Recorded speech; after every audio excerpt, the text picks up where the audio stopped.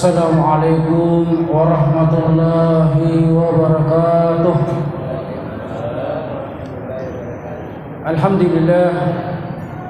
Alhamdulillahi rabbil alamin. Wassalatu wassalamu ala asrafil anbiya'i wal mursalin sayyidina wa maulana wa syafi'ina Muhammadin sallallahu alaihi wasallam wa ala alihi wa ashabihi ajma'in, amma ba'd.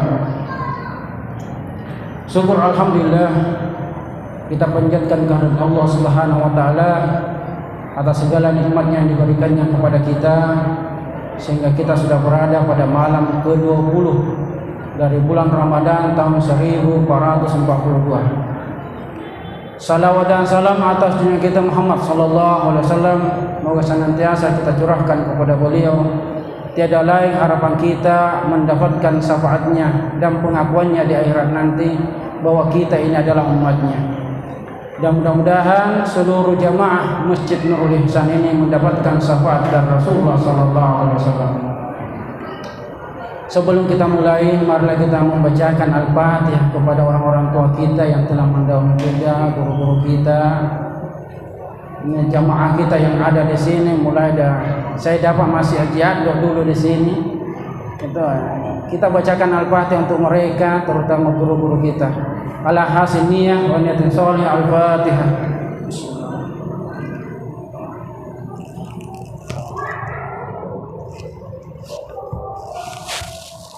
Alhamdulillah, pada malam ini kami ingin membahas dua ayat dari surah Al-Baqarah, ayat 45 dan ayat 46.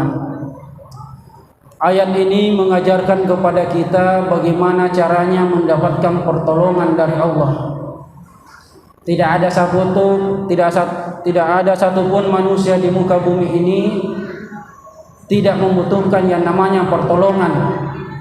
Tetapi yang sangat kita butuhkan adalah pertolongan dari Allah Subhanahu wa taala.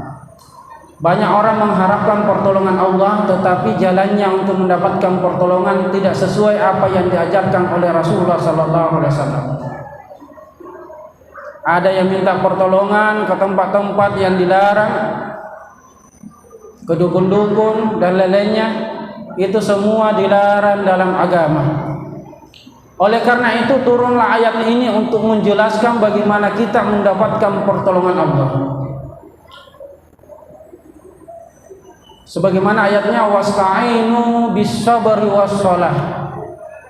Minta pertolonganlah kalian lewat sabar dan salat. Sudah jelas. Kalau ingin mendapatkan pertolongan Allah lewat sabar dan salat. Sekarang kita bahas apa itu sabar.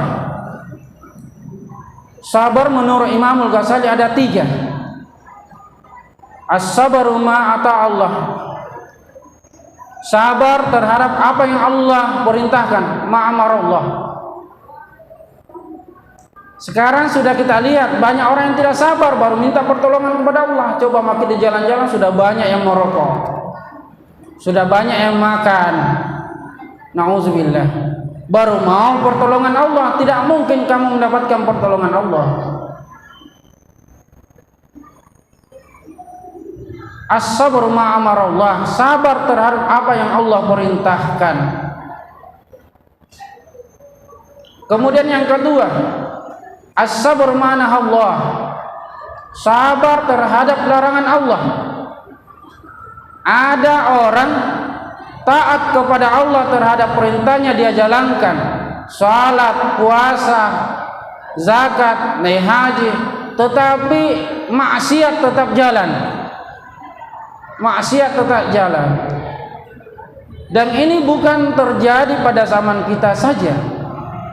Pada zaman Rasulullah sallallahu alaihi wasallam sudah terjadi demikian. Ada sahabat Rasulullah rajin salat bersama Rasulullah. Tapi setelah salat beliau minta izin kepada Rasulullah. Kenapa? Karena dia tidak mampu menahan hawa nafsunya. Apa yang dia minta izin kepada Rasulullah? Ya Rasulullah, izinkan saya berzina. Jadi dia minta izin kepada Rasulullah untuk berzina. Yang namanya berzina banyak yang suka. Apatah lagi zaman sekarang, na'udzubillah.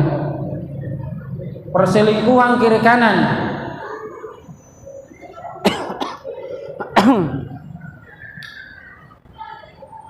Jadi Rasulullah tidak menanggapi, tetapi langsung ditanya sahabat ini, apakah kamu tidak punya anak perempuan? Sahabat ini mengatakan, ada ya Rasulullah. Apakah kamu tidak punya saudara perempuan? Ada ya Rasulullah. Apakah kamu tidak punya ibu? Ada ya Rasulullah, pastinya.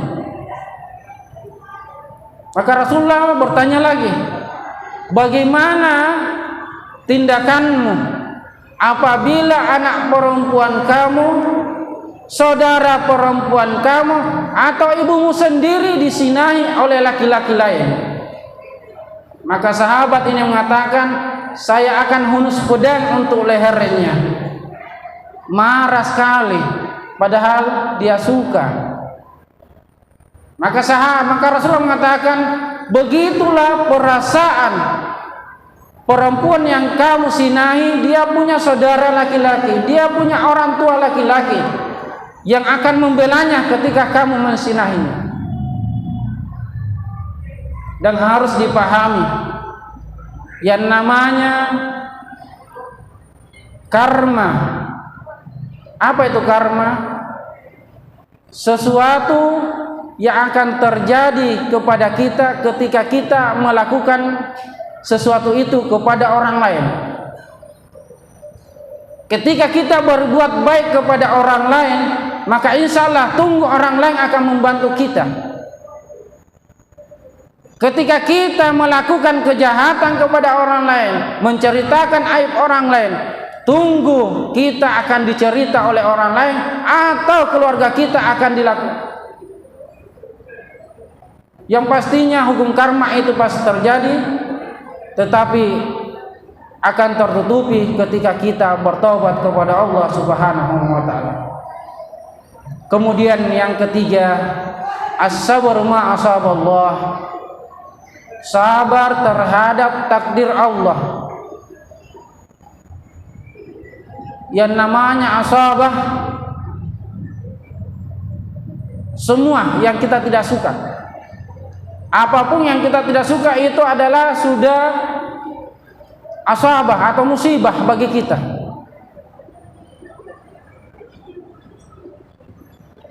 Dan ini pun terjadi pada zaman Rasulullah SAW.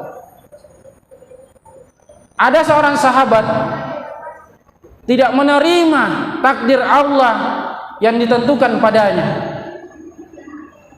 sehingga dia menghadap kepada Rasulullah. Ya Rasulullah, doakan saya menjadi orang yang kaya. Tidak ada satupun manusia di muka bumi ini selama dia normal itu pasti suka kekayaan, Pak. Selama dia normal. Kalau tidak normal pasti mungkin gila atau mungkin dia sudah sufi, sudah waliullah. Tetapi ini kita bercerita yang normal-normal saja.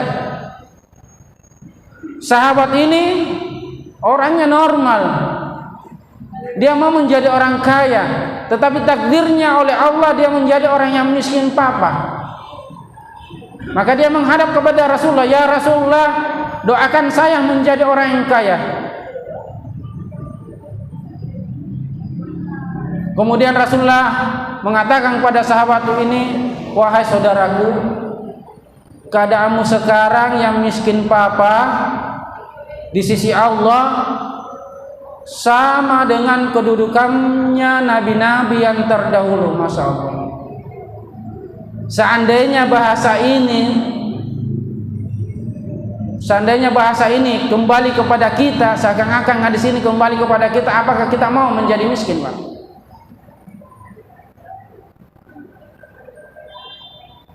Maksudnya di sini kita harus menerima takdir yang diberikan oleh Allah, tetapi harus juga kita berusaha. Sahabat ini mengatakan, minta permisi kepada Rasulullah, tetapi 2-3 hari kemudian datang lagi menghadap kepada Rasulullah. Ya Rasulullah, saya tidak tahan lagi menjadi orang yang miskin. Doakan saya menjadi orang yang kaya. Maka Rasulullah mengangkat kedua tangannya mendoakan sahabat ini. Namanya doa Rasulullah doa Nabi itu langsung, Pak. Tetapi bukan langsung ada di hadapannya kekayaan, tidak. Harus ikhtiar, harus ada usaha. Setelah Rasulullah mendoakan sahabat ini, Rasulullah memberikan dia 2 ekor kambing, 1 betina, 1 jantan. Tetapi kambing yang diberikan oleh Rasulullah bukan kambing sembarangan, tidak seperti kambing orang lain. Kenapa? Karena kambingnya Rasulullah yang diberikan kepada sahabat ini tiap bulan melahirkan. Ada yang pelihara kambing di sini, Pak, tiap bulan melahirkan. Tapi apa yang terjadi? Setelah beberapa bulan kemudian, mungkin makan tahunan lah, terdengarlah dia menjadi orang yang kaya. Maka Rasulullah mengutus sahabat yang lain, kesanalah meminta zakat daripada sahabat ini, karena saya dengar dia sudah menjadi orang yang kaya. Maka sahabat setelah sampai utusan Rasulullah kepadanya, disampaikanlah, Rasulullah mengutus saya ke sini untuk menarik zakatmu. Apa yang dikatakan sahabat ini? Yang namanya orang kaya baru biasa memang begitu, Pak. Bingung-bingung. Apa yang dia katakan? Kenapa Rasulullah mau meminta zakat padaku? Ini hasil usaha saya. Dia tidak tahu bahwa zakat itu adalah kotoran harta yang kita punya. Bagaimana kalau ada di pakaian kita, Pak? Ada di pakaian kita kotoran, pasti kita akan mengeluarkannya. Jadi kalau kita mengeluarkan zakat sebagaimana kotoran yang menempel di pakaian kita, insya Allah kita akan mendapatkan balasan dari Allah. Tetapi kalau beda, dia tetap di dalam hatinya mengeluarkan zakat, tetapi tidak sejumlah apa yang sebenarnya. Banyak sekarang orang kaya demikian. Dia punya harta yang banyak, seharusnya ini harus dihitung-hitung, Pak. Harus senisab, harus 1 haul. Apa nih maksud haul? Sudah 1 tahun lamanya disimpan itu harta benda, baru wajib dikeluarkan zakatnya. Seandainya menurut ahli ekonomi, seandainya orang Islam yang kaya itu tahu kewajibannya tentang zakat, tidak ada kemiskinan di Indonesia. Dia tahu. Kenapa dia tahu? Karena dia tahu berapa jumlah orang Islam yang kaya di Indonesia. Tetapi banyak orang kaya, dia punya, seharusnya dia harus keluarkan 2 miliar, dia cuma keluarkan 750 juta atau 1 miliar dia keluarkan, padahal sudah bangga orang-orang di sekitarnya, hebatnya orang kaya itu, dia keluarkan harta bendanya 1 miliar padahal kewajibannya 2 miliar. Ini orang yang menipu Allah Subhanahu wa taala. Hadirin yang dirahmati Allah Subhanahu wa taala, as-sabar. Kalau ingin mendapatkan bantuan dari Allah, maka kita harus sabar. Bagaimana dengan orang-orang lain? Kelihatannya dia dapat pertolongan dari Allah, bukan pertolongan dari Allah itu. Dia mendapatkan sesuatu hinaan dari Allah. Istidraj, istilah agamanya. Contohnya, Pak, 2 orang, satu dikasih uang 10.000 dengan bahasa yang sangat bagus, dibandingkan kita dikasih uang 100.000 dengan bahasa yang kasar. Yang mana kita suka? Yang mana kita suka ketika kita dikasih uang 10.000 sama orang dengan bahasa yang sangat halus, yang sangat ramah, dibandingkan seorang dikasih uang 100.000 dengan bahasa yang kasar. Begitulah Allah Subhanahu wa taala kepada orang-orang yang tidak taat kepadanya tetapi tetap mendapatkan rezeki dari Allah. Apa yang dia dapatkan itu dilingkupi dengan kemarahan Allah. Nauzubillah. Yang kita perjelas di sini adalah pertolongan langsung dari Allah, yang kita betul-betul mendapatkan rahmat dari Allah. Kemudian yang kedua, wassalah, salat menjadi jalan untuk mendapatkan pertolongan dari Allah. Ini pun terjadi pada zaman Rasulullah sallallahu alaihi wasallam. Abu Hurairah, salah seorang sahabat yang selalu tinggal di samping masjid. Jadi ada sahabat Rasulullah itu tinggalnya di samping masjid atau berdekatan dengan rumah Rasulullah sallallahu alaihi wasallam. Dia tidak punya rumah, sukanya tinggal di masjid. Suatu hari Rasulullah mendapati sahabat ini yang namanya Abu Hurairah lagi baring. Kemudian ditanya Abu Hurairah, apa gerangan yang membuat kamu baring, Abu Hurairah? Ya Rasulullah, saya lagi sakit perut ya Rasulullah. Jadi sahabat ini sakit perut. Apa yang dikatakan Rasulullah? Kum fasalli, berdirilah lalu salatlah. Jadi salat itu memang pertolongan dari Allah. Salat itu adalah percakapan seorang hamba terhadap Sang Penciptanya. Begitu dekat kita dengan Allah, sehingga kita disuruh memperbanyak doa ketika kita selesai sholat. Jadi kalau ada orang selesai sholat kemudian langsung berdiri, orang sombong itu. Kenapa kami mengatakan orang sombong? Karena ini terjadi pula pada zaman Rasulullah sallallahu alaihi wasallam. Ada seorang sahabat dilihat oleh Rasulullah, setelah Rasulullah salam langsung berdiri sahabat itu pulang ke rumahnya. 2-3 kali Rasulullah melihat sahabat itu langsung berdiri setelah salam. Maka ketiga kalinya langsung ditegur oleh Rasulullah, wahai sahabat, apa gerangan yang membuatmu tidak berdoa kepada Allah? Apakah kamu tidak butuh kepada Allah? Apakah kamu tidak butuh kepada Allah? Maka sahabat ini mengatakan, ya Rasulullah, saya berdiri setelah salat bukan karena saya tidak butuh kepada Allah, tetapi saya mau duluan sampai ke rumahku karena pohon kurma tetanggaku sudah masuk ke dalam rumahku. Saya takutkan anak saya bangun duluan daripada saya sampai di rumahku dan mengambil buah tetanggaku dan dia makan. Dan itu yang saya jaga. Masya Allah, dia betul-betul menjaga makanan yang masuk ke dalam perut anak-anaknya. Hadirin yang dirahmati Allah Subhanahu wa taala, ini sudah setengah jam. Kita tambah lagi sedikit lah. Wa innaha lakabiratun illa lal khasiin. Sesungguhnya hal ini sangat berat. Sabar di dalam menjalankan perintah Allah, sabar di dalam menahan hawa nafsu, tidak menjalankan larangan Allah, dan sabar dalam takdir Allah, itu sangat berat kata Allah. Dan melaksanakan salat pun sangat berat, karena amanah yang sangat berat bagi kita adalah salat, Pak. Salat itu amanah yang sangat berat. Berapa banyak umat Islam mengaku Islam tetapi tidak salat, dan berapa banyak orang puasa hari ini tetapi dia tidak salat 5 waktu.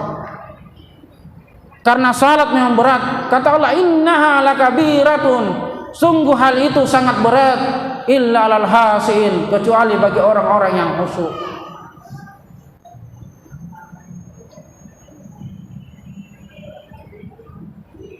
Ada 2 salat yang harus kalau ingin kehidupan kita bagus. Bukan menunjukkan bahwa harus menjadi orang kaya, tidak. Kata hadis Rasulullah sallallahu alaihi wasallam, tidaklah seseorang melaksanakan kecuali dia merasakan nikmatnya dunia. Apa itu? Salat duha. Salat duha. Salat duha ini salat permohonan rezeki. Dan kebanyakan biasanya yang lakukan ini ibu rumah tangga lah. dan sangat mudah. Salat duha ini sangat mudah. Dimulai sekarang sudah 6.26 ya. 6.26 itu sudah masuk fajar, berarti sudah masuk duha. Sampai setengah 12 itu waktunya salat duha. Berapa banyak, berapa rakaat? 8 rakaat paling banyak dan paling sedikit 2 rakaat, terserah. Apa hubungannya dengan kehidupan? Hubungannya itu dari doanya salat duha. Apa doanya salat duha? Ya Allah, apabila rezekiku di atas langit, maka turunkanlah ya Allah. Apabila rezekiku ada di dalam tanah, maka angkatlah ya Allah. Apabila rezekiku dari yang jauh, maka dekatkanlah ya Allah. Apabila rezekiku dari yang susah, maka permudahlah ya Allah. Apabila rezekiku dari yang haram, maka sucikanlah ya Allah. Itu doanya salat duha. Sudah jelas-jelas ada hubungannya dengan kehidupan dunia kita. Dan Rasulullah meyakinkan bagi kita, siapa yang melaksanakan salat duha, siapa yang melaksanakan salat duha, maka dia akan merasakan nikmatnya dunia ini. Dan yang kemudian ada salat yang jarang sekali kita laksanakan dan berhubungan juga dengan masalah dunia kita, yaitu salat hajat. Salat hajat. Apa dimaksud hajat? Permohonan, keinginan kita. Apa keinginan kita? Salat hajat ini dilaksanakan kapan saja. Tetapi anda gurutan apa guruki sesudah salat isya lebih bagusnya, atau mungkin di salat tahajud kita. Salat hajat niatnya saya berniat salat hajat 2 rakaat karena Allah Ta'ala, 2 rakaat. Kemudian setelah kita salat, ungkapkan hajat kita. Apa hajat kita? Contohnya, kalau ada perempuan belum punya suami, ya Allah, mau tongkak punya suami ya Allah. Kenapa malu-malu di hadapan Allah? Tidak malu di hadapan manusia.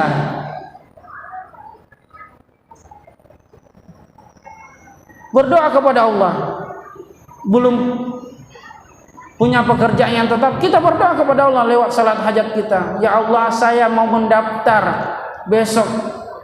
Bukakanlah rezekiku, bukakanlah rezekiku ya Allah. Baru kita, itu salat hajat namanya. 2 rakaat saja. Apa saja Pak? Mau pergi, ada 2 pilihan, maka kita harus salat hajat. Kemudian yang terakhir, siapakah illal alal hasin, kecuali orang-orang khusyuk itu. Jadi yang mampu melaksanakan sabar dan salat, yaitu adalah orang-orang khusyuk. Allah sendiri yang memberitahukan, alladzina yazunnuna annahum mulaqu rabbihim wa annahum ilaihi raji'un. Dialah orang yang senantiasa di dalam batinnya atau ada di dalam batinnya akan bertemu dengan Allah. Jadi kalau ada di dalam batin, ada di dalam hati, bahwa pasti saya akan bertemu dengan Allah. Pasti kita akan melaksanakan apa yang diperintahkan oleh Allah, dan kita akan menjauhi larangan Allah. Sama ketika seorang wali kota Pak kasih syarat 1, 2, 3, ini syaratnya kalau mau ketemu dengan saya, pasti kita akan mau melaksanakan. Nikmat yang paling besar bukan nikmat masuk surga, tetapi nikmat yang paling besar adalah bertemu dengan Allah Subhanahu wa Ta'ala. Alladzina yasunnuna annahum mulaqu rabbihim wa annahum ilaihi raji'un. Dan hanya kepadanya lah dia akan dikembalikan, dan terpatri di dalam batinnya bahwa pasti dia akan kembali menghadap kepada Allah Subhanahu wa Ta'ala.